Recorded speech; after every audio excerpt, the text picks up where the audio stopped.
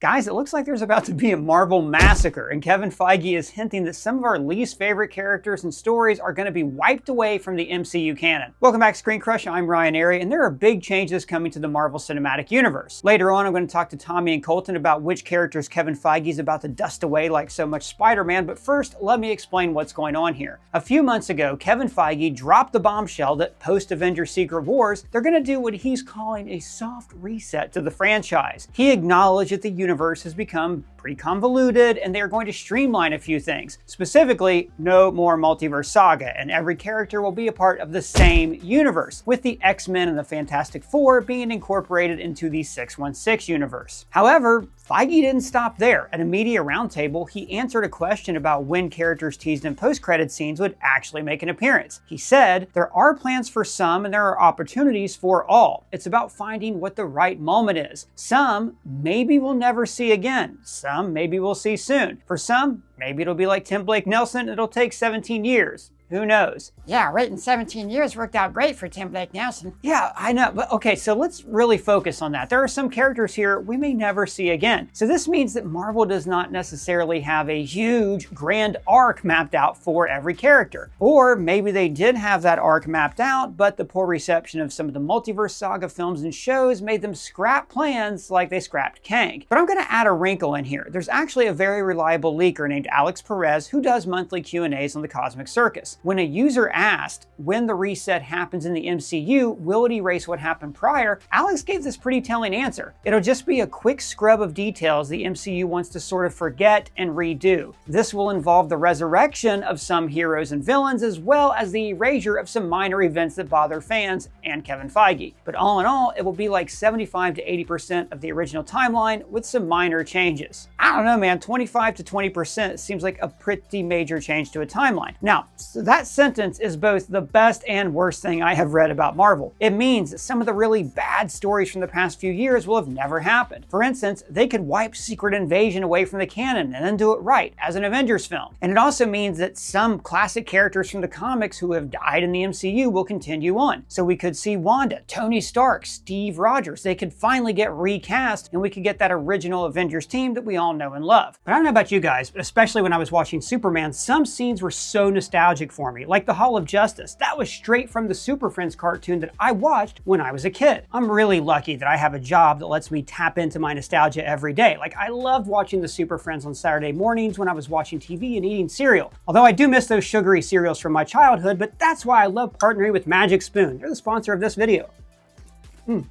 Magic Spoon cereals taste like the cereal from my childhood, but with 0 sugar, 13 to 14 grams per protein, and 4 to 5 grams of net carbs in each serving. It is delicious and it fits a variety of diets. It's also high protein, no sugar, and great for carb-conscious lifestyles.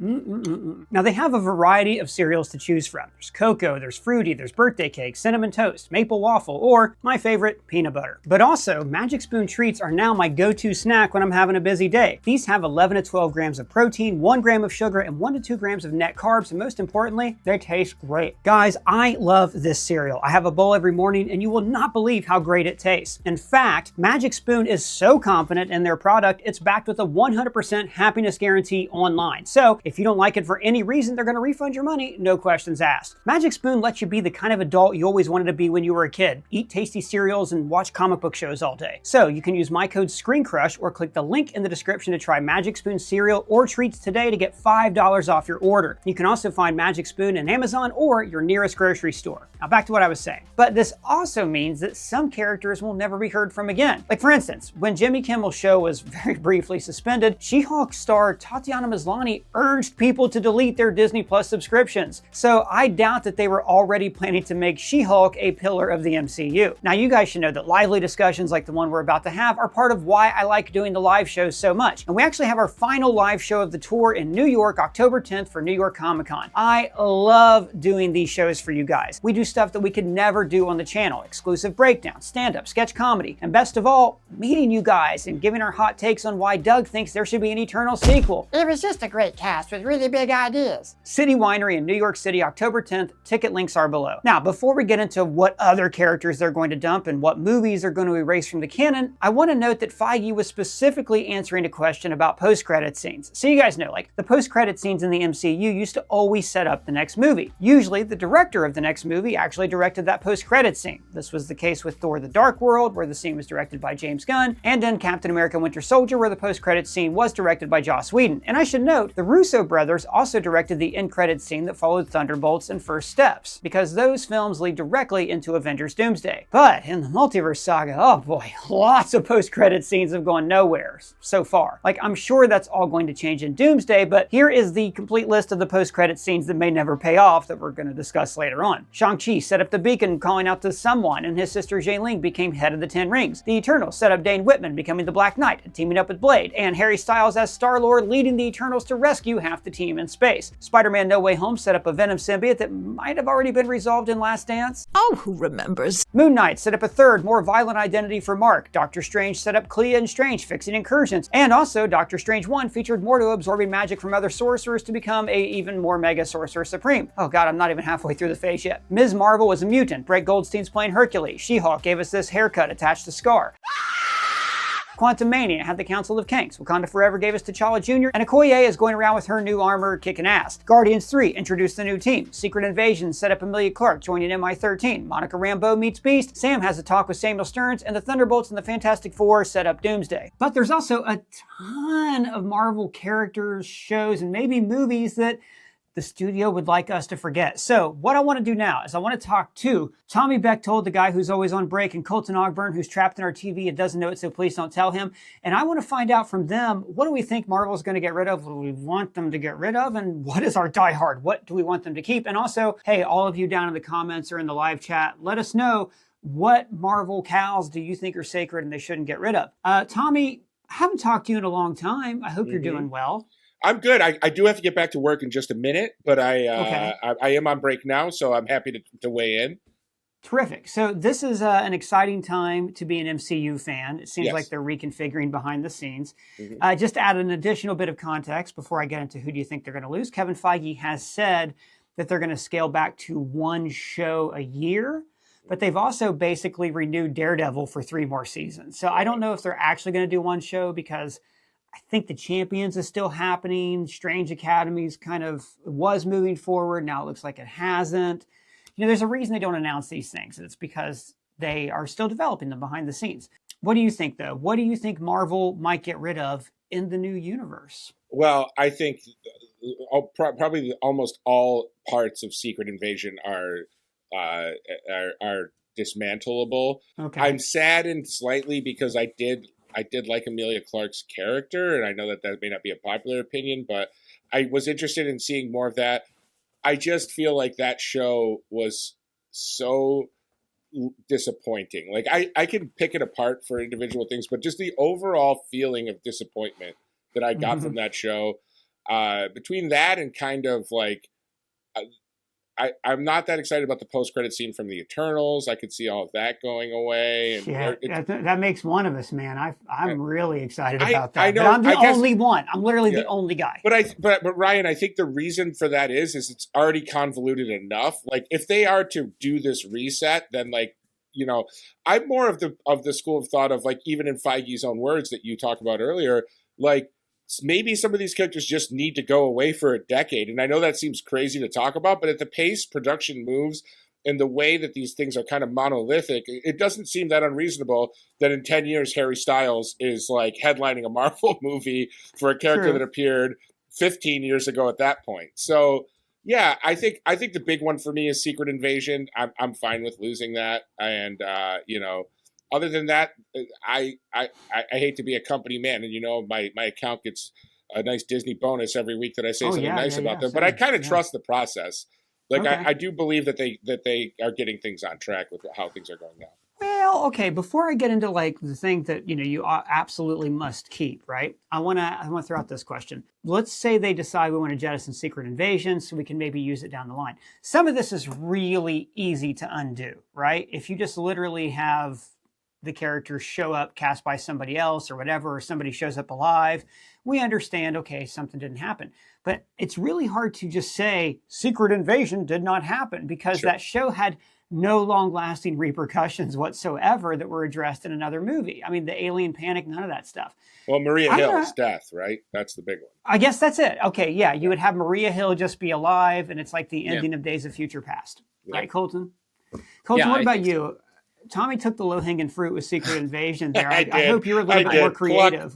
Pluck. I'm still holding out for like the edition of the Marvel Cinematic Universe book, like the second edition, where they say, "Oh, and Secret Invasion happened in this branching timeline," and it's just not part of the MCU. I mean, they could, and that would totally make sense. You know? But I do like the idea of having Maria Hill just show up, maybe at the newly formed Avengers Tower in the rebooted universe or something. That's a good way to handle it.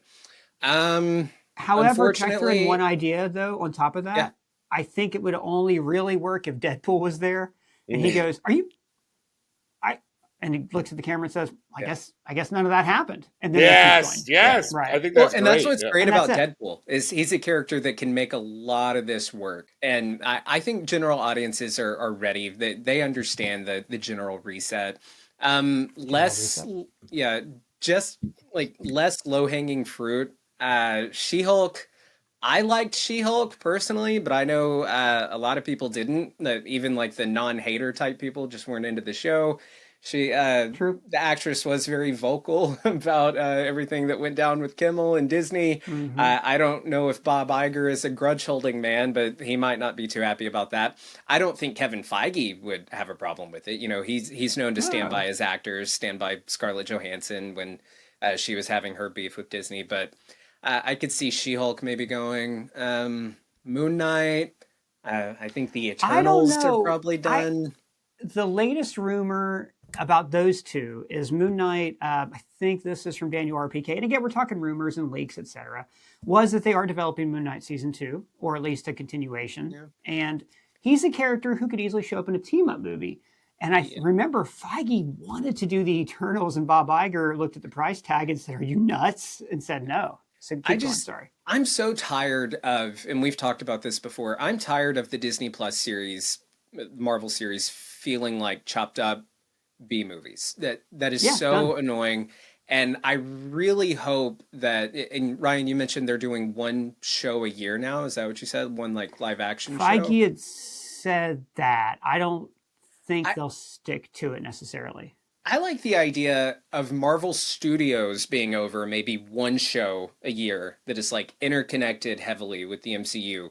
And then having somebody that Feige really trusts run Marvel Television and handle shows like Daredevil, maybe Moon Knight, Punisher, these things that really are just their own shows that don't benefit from that interconnected thing. And they can just have like this episodic, season by season show that's just its own thing. I think they would really benefit from that. So maybe that's where characters like Moon Knight and She-Hulk can go to. Maybe they'll do Midnight Suns. That seems to be where they're more comfortable doing like R-rated stuff. And then we can have the mainline MCU, this rebooted thing, take place mostly on the big screen. And as far as Eternals, I mentioned them for a second. Do you think they're going to come back? Ryan, I think you're one of the few people I think they will in some... no, I think the movie's flawed, but I think I love the setup. The problem with a big budget movie is, Captain America First Avenger's not that good. Thor 1's not that good, but they were low budget enough to where it didn't matter. They made a profit. So when you start off with like the assumption of everything we do is going to be big, Marvel in hindsight should have treated Phase 4 like it was Phase 1. They should have done smaller and smaller and then gone out. I'm sorry. Did you just say Thor 1 and Captain America 1 are not that good? They're not great. They're not as good as what came later. I mean, I think Thor Ragnarok and Winter Soldier and Civil War far eclipsed them. If you look at those movies, Captain America 1 is a series of montages. It does a great job getting us to like this character. But structure-wise, no. I mean, it's not the best the MCU offered, not even in Phase 1. Thor 1's pretty good, but it's pretty low budget in places. The score's a little underwhelming, but anyways, I digress. Sorry, I just want to add one quick. Thor 1 to me is the most jarring phase. Like it's the most Phase 1 movie. Like when you look at it versus the movies that came after it, you're like, whoa, This feels like it's a different genre of movie based on how, like, even how Chris Hemsworth looks in that movie is so different from Ragnarok. By the time you guys didn't obviously like, you guys didn't Well, like they the dyed his tilted eyebrows. tripod? Yeah. The tilted tripod. Kevin Branagh. You know, he was. And both of those movies were made by like veteran directors who were brought in to do their take on a superhero movie, and they, you know, were put into the studio system. They weren't necessarily auteurs who were brought in. But Well, and that's not what we're talking about right now, though. We're not talking about Phase 1. All right. I have a in a way we are, because Talk about Phase 7. We're entering, I know, but Phase 7, I think, in a way, is going to be a Phase 1 in a lot of ways. That kind of ties back into this conversation with, I think they are going mutant heavy. So we could see even like some beloved, successful characters as well get benched for a little while because they're going to go so X-Men and mutant heavy. I think so too. Regarding just the Eternals, I do think what they're going to do is have Star-Lord join the Annihilators, which is a team from the comics. It'll probably have, I don't know if I'm going to cherry pick people who probably have Marvel contracts, Julia Gardner, the Silver Surfer, probably have Adam Warlock in there. And I do think they have a ready-made kind of story they can step into with Harry Styles joining the team. I mean, maybe everybody didn't see the Eternals or like it, but there's got to be something there they could do. So that I think Kevin Feige hates the idea of a dangling plot thread, which is why we got Tim Blake Nelson 17 years after his movie was first released. I think they need their Guardians replacement. That cosmic, their cosmic team. Fun, sci-fi style movie. Yeah. Yeah, exactly. Now, the dovetail with this is, and I'm with you guys, I think these are definitely some things and that they'll get rid of. And Feige also said, like, it depends on the creative. If somebody came up to him with a banging pitch for Eternals 2 that wasn't going to break the bank, then I think maybe they would look into it. However, some of these post-credits teases I just went through, to me, are like, oh my God, that's so perfect, right? Like Brett Goldstein is Hercules. Yeah. Please make that, whether it's in Thor 5 or an Avengers film, whatever. That would be so much fun to see. Others we know, like the Shang-Chi beacons, probably going to be addressed in Doomsday. That's the best time to bring it in. But for you guys, what hill are you going to die on here? What do you have to see them follow up on? Like who's definitely not going to go anywhere? It's tough because I have to take my emotion out of it, because I was really hyped for the first post-credit scene in Eternals with Dane Whitman and Blade, and that doesn't seem to be even. I mean, that seems to be on the furthest back. That's in a back burner in a different kitchen at this point. And Kit Harington even basically said, "Nobody's talked to me about that." I mean, I think just pretty much relegated him to not being in the MCU. I'll zag a little bit. I feel kind of like what has to be addressed is in one of these properties that may lose almost the rest of its entire identity, and that is Hulk and Scar. Like, they have to address the fact that Hulk now has a son, and like that may be the legacy of She-Hulk. Like that may be the MCU legacy of it, is just the adding of this character, which is really sad to me. Like what William Hurt was from The Incredible Hulk. That was the only part of that DNA that persisted throughout the rest. Or like Harley Quinn from the DCEU. Right. I do think we're going to see Scar. I think that they're 1,000,000% going to do a Champions TV show, which is the main reason why I'm like, I think they're going to do more than one show a year. Dear God, I hope so. Because you look at look, if you follow Disney Plus shows, then you probably would have really loved the Thunderbolts, right? And if you follow Disney Plus shows, you're going to love the Champions. I mean, you've got so many fun, charismatic characters like Kamala Khan, Kate Bishop, and, you can put Scar in there. And the cool thing about Scar is, and his haircut, nobody really played him in that scene. You could pretty much cast anyone and he can be in it. So I do think we'll see him persist. So you're going to die on the Scar hill. Got it. Cool. Yes. I'll die on a Hulk hill as well. I really like the character of She-Hulk, and I would like to see her continue in maybe like Fantastic Four or something. She's a member of the team in the comics, so I would like to see her character continue. I'd like to see her done with a movie budget. I think that would be good for her character in terms of you can cut to a clip of Kevin, your CGI is too expensive. This one's a little off topic slightly, but I really like the idea of them continuing Hugh Jackman's Wolverine for a little while. If like he and Ryan Reynolds are interested in doing some more movies together. I say, why not? I think this new X-Men lineup does not need to be plagued by Wolverine overshadowing the whole thing. So why not just do your X-Men, let Laura's X-23 be in there. Daphne Keene's great. And then do Deadpool and Wolverine 2 and 3, do X-Force, do some fun R-rated movies with those two. They have a blast together. They do stuff together all the time, Hugh Jackman and Ryan Reynolds. So I think, that's basically like this guaranteed $800 to $1.2 billion box office every time you put one out. Sure. So and maybe if they like doing that. stuff together, they can get around to making a good movie for us.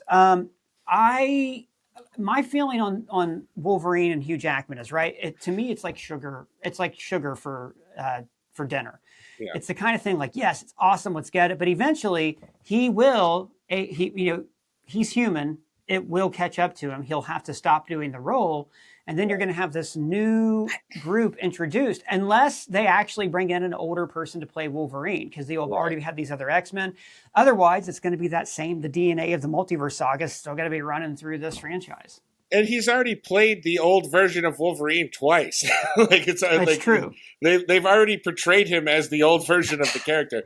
But as Brad Pitt has taught us in F1, like these guys can stay ripped till they're 65. It's not. Yeah, this is not your father's 70s movies where the 50-year-olds look 80 and the 30-year-olds look 50. This is like new medicine, new fitness, new health regimes. Whether they're ultimately beneficial to the humans, we'll find out. But Hugh's going to be able to play Wolverine physically if he wants to for at least another decade. I mean, Deadpool Wolverine's a fun movie. It just doesn't have any kind of character development at all. Hugh Jackman, or a reason to care about the people in it. Yeah, but it's fun. He's not human. I agree with Tommy. He's going to be able to play this role for a long time, and I want that Old Man Logan movie. I want him, the actual from the Hawkeye. Comic. Yes. I want him and Hawkeye trying to get a baby Hulk to a certain destination and having to fight all these supervillains. That would be awesome. And again, I say, eventually you'll have a new Wolverine, sure, and maybe Henry Cavill would be fun. He might be a little too old at this point, but there's no reason that X-23 can't fill that role, I don't think, and still do Jackman. But it's not Wolverine. I think that's the thing. Like, I want to see Wolverine in the movies. Well, I think they should do the ultimate fan casting troll and cast Jacob Elordi at all 6'6" as Wolverine, because this keep making him taller. Yeah, I think fans have let that one go. Most people don't even realize how short Wolverine is anymore. Yeah. I think they should cast me as Wolverine. You'd be a great Wolverine. I've said that for a long time. Could I throw just want to backtrack on something? We both talked about She-Hulk and how that seems to be the most obvious one to cut back on. I don't know when the last time you guys saw the series was, but off the top of your head, what was the best episode? I think the Trial of Abomination was my favorite episode, but that's me reaching. I don't have a specific favorite episode. I mean, I had favorite parts of episodes, like what's the guy that can't die, and him having all of his lovers. Mr. Immortal, Mr. I mean, Immortal, he's a great actor. Dave Swayze, he's fantastic. Yeah. For me, go ahead. I was going to say Daredevil. Like the Daredevil episode is when that show like really clicked and came alive. Yeah. And I just wanted to support what Colton said earlier. I think you could lift She-Hulk and put her in an Avengers movie. She was such a great dynamic in the comics as a part of the Avengers team, because everyone's very, like some of them are straight-laced and some of that. But She-Hulk is just down to party. She hooked up with like everybody in those comics, but she also was the strongest member of the team, one of the smartest people on the team. She's a strong moral presence. She's just really fun to see interact with other characters. I haven't rewatched the series since the first time through. I'm having trouble remembering what happens in which episode. I liked the pilot. I know that episode was originally supposed to come like later in the season, I think. And the finale bothered me just because of the implications it had on the wider MCU. But that kind of goes back to my point of, maybe not for She-Hulk specifically, but I think them doing TV shows that don't have to be interconnected with the movies gives them so much like creative freedom to do other things. Like if She-Hulk wasn't connected to the MCU, I would have loved that finale. It's simply because of the sheer implications of like the canon of what's happening in the MCU that I was like, whoa. We're saying the whole thing's in a TV show. Yeah, it's too meta. It just takes it way too far. It should have been revealed. It was, I mean, I actually love the finale, but I also distrust it for the same reason. And they do this all the time in the comics, but they never had to have a canon explanation for it. Whereas in the Deadpool comics, it's because he's crazy. And I think she needed to have a dream sequence or something, because in a connected universe, it's too weird. I mean, I've made videos about that. I'll give you guys something I think that they should follow up on, and they will, and that is the other post-credit scene of Shang-Chi with his sister taking over the Ten Rings. That's exciting because you think about like Daredevil, for instance, right? It's one of the few very big bright spots of Marvel TV. Hell, I mean, you got Daredevil, he's fighting the Hand, he's fighting ninjas, he's fighting crime lords who can all be a branch of the Ten Rings. And if they are able to, after the multiverse saga, ditch the rings and actually make him the master of Kung Fu, that's a great crossover opportunity for him to appear and bring some legitimacy to the shows and vice versa. I really think they're going to follow up on that and maybe just scale down the budget and not have giant dragons in the next one. So that's the one I'm hoping we get a follow-up on. She would also serve as a great villain for an Avengers movie, I think. Like a lower tier Avengers movie, like one that's not so cosmic and into the world bizarre, just like a lower level movie, which they should have already done in Phase 4. I mean, we can keep going back and back to that one. And that kind of takes us full circle to Secret Invasion. Like I mentioned earlier, you know, if Maria Hill shows up alive, they could probably do Secret Invasion and just in this new universe, the Skrulls are evil. You know, that was the hardest problem they had with the show, is explaining why these nice people are now evil people, and, you know, Skrull politics. And even the follow-up movie where we see the planet with the Emperor, we're like, this seems like a nice planet. They didn't just live there. Do you guys think that Brie Larson will continue as Captain Marvel? Yeah, but it's got to be. I think that she very much did not like that it wasn't Captain Marvel 2. And I think that she really did not like the fan backlash. She went into the first movie very like on social and responding a lot. And I think, and maybe it's because during the marketing for the Marvels, she was under strike and, you know, she was striking and couldn't promote it. I don't think she's done any more than like I thought Natalie Portman was done. But yeah, I think she'll be back, and especially if she thinks she can get a huge payday on a movie. But I'm not sure how much she's gung-ho for the franchise. What do you think? She gets so much shit just from the vocal minority. So I would understand if she was like, ugh. Like, I could see Feige having conversations with all of his big cast and maybe saying, hey, we're kind of reaching a point where we're kind of relaunching this thing. We're making our plan for the next 10, 15 years. We're, you know, re-upping contracts and maybe having like heart-to-heart conversations with, hey, if you want in, I need a commitment. If you want out, now's the time. So I don't know, that's a conversation he might be having with several people. I don't know if she'd be interested. I like Brie Larson. I like what she brings to Captain Marvel. I want to see her in a good Captain Marvel movie, though. Yeah. I mean, I'm a fan of that character from the comics. And she just has not gotten that movie. Yeah. The short one? Yeah, I want the haircut back. Totally. And do Civil War 2. Do her versus Sam Wilson's Captain America. I hate Civil War 2. It's such a bad comic. No. Just name only. Name only. Oh, I see. Yeah, I get it. Or something. I mean, we're kind of going to get that in Doomsday with the two Avengers teams, but go ahead, Doomsday. Yeah. No, I think that to do Civil War 2 and name only is probably the best adaptation of that. But I do want Brie Larson to come back. I first of all, I'm just proud that I said her name correctly and not the very similar porn star's name that I always say as an accident and get dragged on in the internet. Wait, hold on. Let everybody just take a second to Google so they don't have to click off the video to do it. They all know. No problem. If you know, you know. The boys who know. The boys who get it. But I think we're done now. I think they probably paused and now we're back at it. Go ahead. All right. Welcome back, everybody.